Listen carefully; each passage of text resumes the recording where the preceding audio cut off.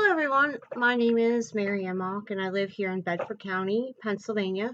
I have a Bachelor of Arts degree in English Literature from the University of Pittsburgh at Johnstown.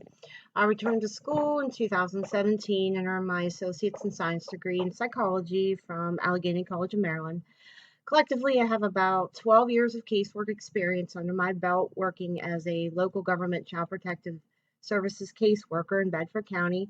I also have 8 years experience working with high security male inmates as a correctional officer and case manager for the Maryland Department of Corrections.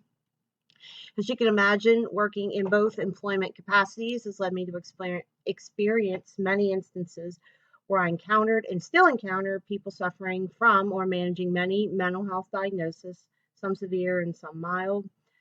My beliefs regarding mental health diagnoses have evolved over the years. In my much more younger and naive years, I thought, or maybe I assumed, that anyone suffering from a mental health diagnosis, particularly a severe one, was simply a result of a biological or physiological response, an anomaly, I should say, something coded in their DNA that prevented them from functioning as a normal member of society. As I matured into an adult and began to not only build personal experiences with people with mental health diagnosis, I also began to look at the bigger picture. I was able to recognize the importance of environmental influences and the nature nurture concept. Most importantly, through my love of literature and reading, I was able to see the beauty that lies in different perspectives, especially those whose possible mental health diagnosis made some of them brilliant authors, writers, artists, philosophers. The most important thing I found that the way I participate, or rather contribute, to the DSM-5 process of diagnosis would be in simple observations. Simply observation client behavior in response to events, circumstances, and familiar or friendships.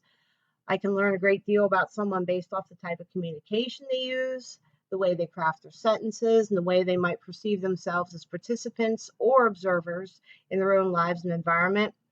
I think this was particularly notable in the correctional setting, um, as it was eye-opening to witness a predominance of inmates who exhibited mental health issues. Some were quite severe on a daily basis as they struggled to survive in the institutional setting. I'm interested in people's stories. I believe that everyone has their own story to tell and their own unique way of doing it. Nice meeting all of you, and I hope to learn lots from your story.